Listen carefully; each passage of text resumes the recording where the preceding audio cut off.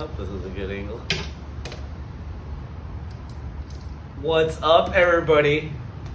In this episode of The Tuman Show, I'm going to give you the 5 reasons why I chose this little tiny Lotus Salon over a Porsche 911.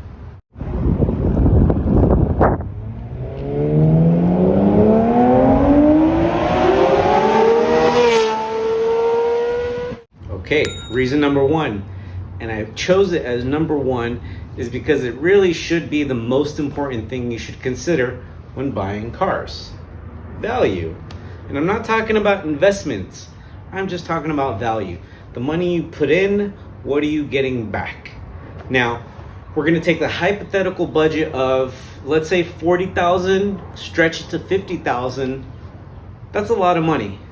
Now, granted, today that's just a Honda Civic Type R, Corolla GR, but for me it was a 911. Now in that range, you're not getting a lot of value for your money. You have to make a sacrifice of some sort, especially if you're looking at air-cooled. We're ignoring water-cooled completely right now because we're talking classic Porsches, right? So for $50,000, what are you getting? You have to make a choice of, do you want a 3.2? Do you want a hardtop or a coupe? Or do you want a, like for us Californians, do you want something smog exempt? Generally, you're not going to get all 3. 50 is kind of a challenge. And the reality is that's kind of the range I was looking at. And I wasn't happy with what I was finding.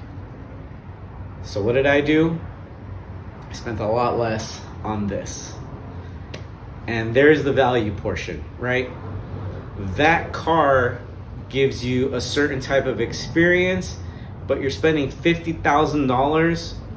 Is it going to return that type of experience that you felt like was worth that money? And for me, it was not. It was not worth the money. But what you are getting when you have a Lotus is, for the, let's call it 40,000 cap, you've already saved 10 grand over a, frankly, a bargain basement level air-cooled 911. You're almost getting a top tier Lotus. And with the Elan, you're talking something that could be putting out sprint numbers, which is around 125, 130 horsepower, maybe a little bit more hot, 150 plus. At 150 horsepower, one of these is really fast. Okay, I'll come to that part later. When you have an air-cooled, for that money, you're only getting 180 horsepower. And if you wanted to mod from there, well, bring out the wallet, because it's not going to be cheap. Which will bring us actually to number 2, is the aftermarket.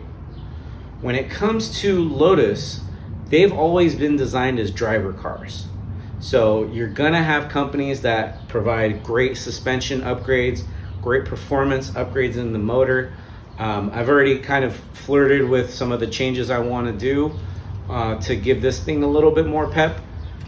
This is only rated at about 105, I think. Aftermarket support in the Porsche world, huge. Perhaps the best, because the Porsche world loves mods, and the Porsche world loves to make their cars better, because frankly, they're kind of out of the box, unless you happen to get yourself like an RS. So what you're looking at doing is RS type suspension upgrades, which you can do. It is very expensive though. So the value, again, not only comes into your purchase, but then comes into play again when you're doing the aftermarket stuff. Now, I'm not saying that Lotus parts are cheap. What I'm saying is Lotus parts are more affordable when compared with Porsche. Downside, it's coming from the UK, which is only a downside because of tariffs. Now, there's always been tariffs, to be fair, but they're just more now. So I've already made one purchase for what's gonna go on under the hood, and yeah. Okay, so now let's switch gears a little bit. What's number 3? 3 is just the community itself. Now, Porsche has a very, very great community. There are events like Rennsport Reunion, top tier event, PCA membership, POC membership. Those get you into some great driving events. I'm still a PCA member. It's not just driving events, it's social events. There's just a wide range of things that they like to do together as owners. So definitely you're getting a top tier ownership experience in that community when it comes to Porsches. Now with Lotus, I'm still dabbling. I know that there are Lotus owners clubs. I have yet to see so far what they do, but I do know that they do track events, which not yet, but eventually I'd like to go see what this car can do. So I'll report back on that, but I'm gonna give this one actually towards the Porsche because the Lotus experience is still to be determined. But now in that same community, you also have the owners of said cars. This is specifically the owners. At least here in LA, I'd say the air-cooled Porsche community is a little bit... I was in the community as a 996 owner. And in the driving circles, the 996 was good. In the social circles, the 996 was invisible.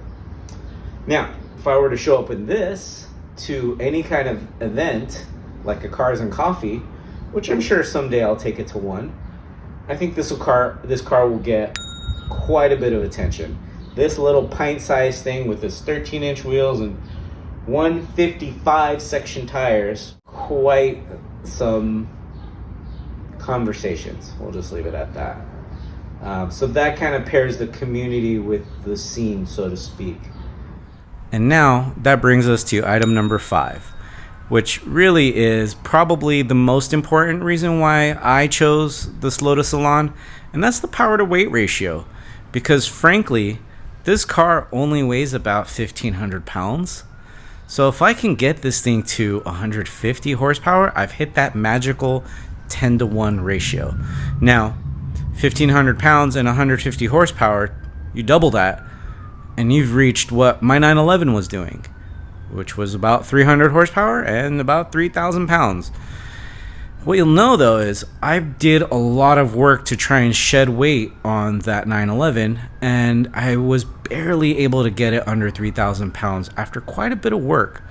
Porsche advertised it at 2,900, so I realistically should have been closer to like 27 when I barely hit 3,000. That's frustrating, because what happens when the car weighs so much is you need a lot of horsepower. And for me, driving with that kind of power, those kind of speeds in the canyons in a 911, it reminded me of something that a gentleman by the name of Adrian Newey talked about. So I'm going to take a pause here for a second, and I'm going to slide it up so you can read it yourself.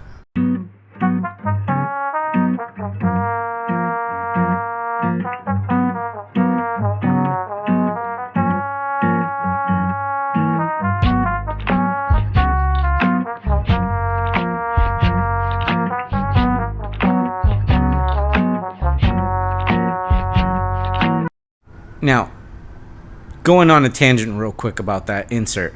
That's from his book called How to Build a Car. He discusses his designs of all the race cars he's done. Now, on chapter 26, he happens to go on this random rant, basically shitting on the 911's dynamics. Why did you do that, Adrian? I would like to know. And why was it chapter 26? I could only help but think it was a sign from the car gods themselves, because if you know anything about a Lotus Elan, the original type is type 26. If you know anything about me, my favorite number is 26. There's probably going to be a 26 lathered on the side of the car too at some point. But what it got me thinking was back to that power to weight ratio was also the dynamics of that car. With all of that weight and power, something bad could have happened. and I've got 2 young kids now. And for me, that being in the back of my mind is not something I wanted.